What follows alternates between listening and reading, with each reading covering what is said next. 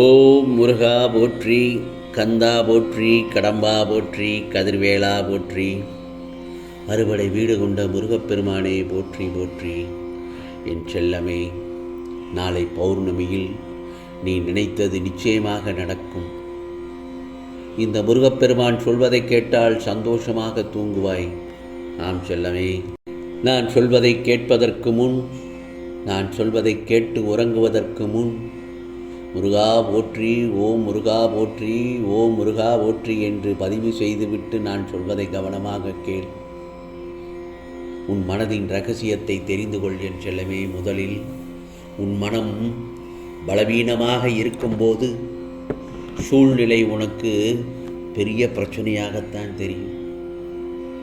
ஏனென்றால் அங்கே உன் மனம் நீ எது சொன்னாலும் ஏற்றுக்கொள்ளாத விதமாகத்தானே இருக்கிறது. அதே நேரத்தில் உன் மனம் நேர்மறையாக சமநிலையாக இருக்கும்போது அதே சூழ்நிலை உனக்கு ஒரு சவாலாக தெரியும். ஆகவே அதுவே மனம் தன்னம்பிக்கையுடன் வலிமையாக இருக்கும் பட்சத்தில் அதே சூழ்நிலை உன் வெற்றிக்கு ஒரு வாய்ப்பாக மாறும் என்பதை மட்டும் மறந்துவிடாதே. உன் குரல் கருணைக்காக பயன்படட்டும், உன் காதுகள் இரக்கத்திற்காக பயன்படட்டும், உன் கைகள் தர்மத்திற்காக பயன்படட்டும், உன் மனம் உண்மைக்காக பயன்படட்டும், உன் இதயம் அன்பிற்காக பயன்படட்டும். என் செல்லமே, அனைத்தையும் அறிந்த பண்டிதராக இருந்தாலும் சரி, நல்ல குணங்கள் படைத்தவராக இருந்தாலும் சரி, பேராசை, நான் என்கிற அகங்காரம் இவைகளை அடியோடு விட்டொழியாத வரையில் அவருக்கு ஞானம் என்பதே கிடைக்காது. மறுமுறை சொல்கிறேன், அனைத்தையும் அறிந்த ஞானியாக இருந்தாலும் சரி, நல்ல குணங்கள் படைத்தவனாக இருந்தாலும் சரி, பேராசை, நான் என்கிற அகங்காரம் இவைகளை அடியோடு விட்டொழியாத வரையில் உனக்கு ஞானம் என்பதே கிடைக்காது என் செல்லமே. இந்த பிரபஞ்சத்தில் உன்னை முட்டாள் என நினைத்து கொண்டு சிலர் அதிபுத்திசாலி போல உன்னிடம் பேசும்போது அவர்களிடம் நீ முட்டாள் போலவே மௌனமாக இருந்துவிடு. ஏனென்றால் தேவையில்லாதவர்களிடமும் தகுதி இல்லாதவர்களிடம் நீ யார் என்பதை நிரூபிக்காமல் இருப்பதை சிறந்த புத்திசாலித்தனம். உன்னை சுற்றி இருக்கும் முட்டாள்களே, நீ திருத்த முயற்சி செய்யாதே. அவர்கள் முட்டாள்களாகவே இருக்கட்டும். தான் அறிவாளி என்ற திமிரோடு இருக்கும் அவர்கள் ஒருபோதும் திருந்தப் போவதில்லை. புரிகிறதா? நீ என்னிடம் சரணாகதி அடைந்து விட்டாய். எனவே உன்னுடைய ஒவ்வொரு பிறவியிலும் நான் உன்னுடன் பயணித்து உனக்காக உன்னை காத்து வழிநடத்தி சென்று கொண்டிருக்கிறேன். இதன் சூத்திரத்தை உன்னால் புரிந்து கொள்ள முடியாது. ஆம் செல்லமே, இந்த வாழ்க்கை என்னால் எழுதப்பட்ட நாடகம். நானே இதன் சூத்திரகாரி. என்னுடைய நாடகத்தில் நடிக்கவே நீ இந்த பிறவி எடுத்துள்ளாய். உன்னுடைய கர்மாவின்படி இந்த பிறவியில் இன்பம் துன்பம் இரண்டும் கலந்து வரத்தான் செய்யும். அதை நீ கண்டிப்பாக அனுபவித்தே ஆக வேண்டும் என் செல்லமே.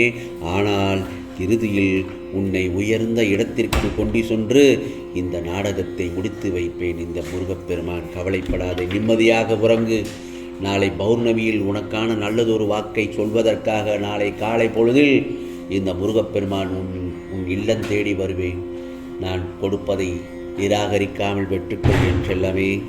உனக்கு நல்லது கெட்டது அனைத்தையும் போதித்து நீ செல்ல வேண்டிய வழியை உனக்கு காட்டுவேன். உன் எதிர்காலத்தை பற்றிய கவலையை இனி விட்டுவிடு. என் பார்வை எப்பொழுதும் உன்மேல் இருந்து கொண்டிருக்கும் என் செல்லமே.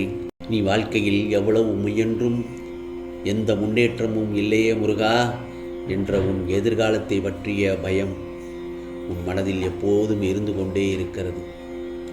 அதை இந்த முருகப்பெருமான் நான் நன்கு அறிவேன். அதை இன்றே நீ தூக்கி எறிந்து விடு, உன் மனதில் உள்ள குப்பைகளை.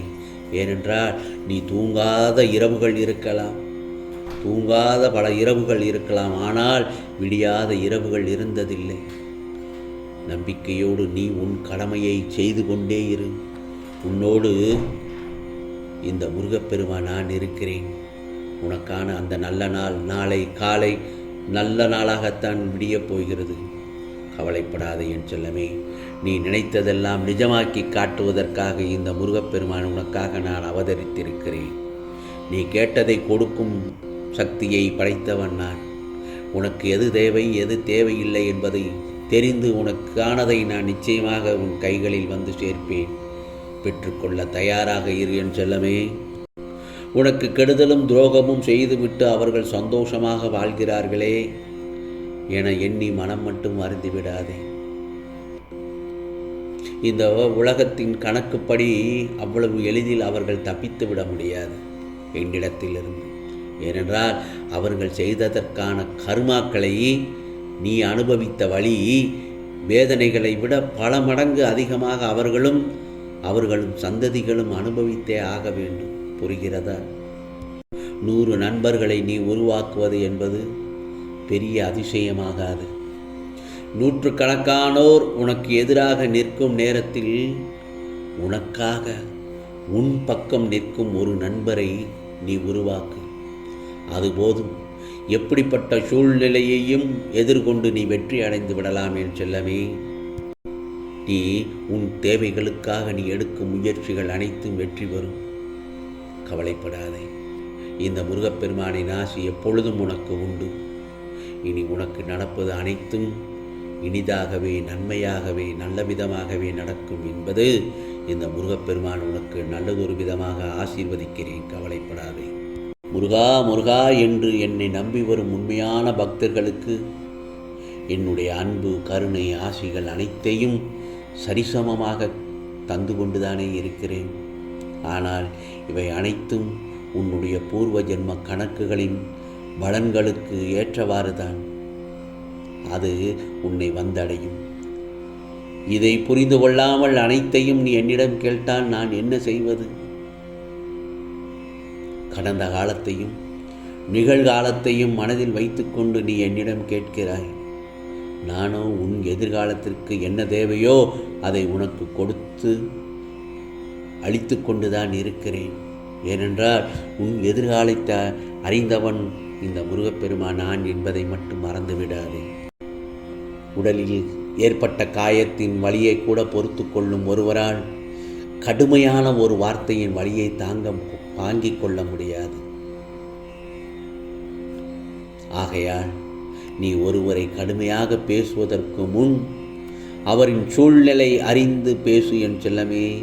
ஏனென்றால் பேசிய பிறகு நீ எத்தனை முறை மன்னிப்பு கேட்டாலும் உனது பேச்சால் ஏற்பட்ட காயங்கள் அவருக்கு ஒருபோதும் மருந்தாகாது. ஆம் செல்லமே, நான் சொல்வதை கேட்டுவிட்டாய் அல்லவா? நிம்மதியாக தூங்கு, சந்தோஷமாக தூங்கு. நாளை பௌர்ணமியில் உனக்கான விடியலாகத்தான் விடியும். இது முருகப்பெருமானின் அருள் வாக்கு. நிச்சயமாக உனக்கானதெல்லாம் நல்லது நடக்கும், நல்லது மட்டுமே நடக்கும், அதுவும் நன்மையாகவே இருக்கும். ஓம் சரவண பவ, ஓம் சரவண பவ, ஓம் சரவண பவ.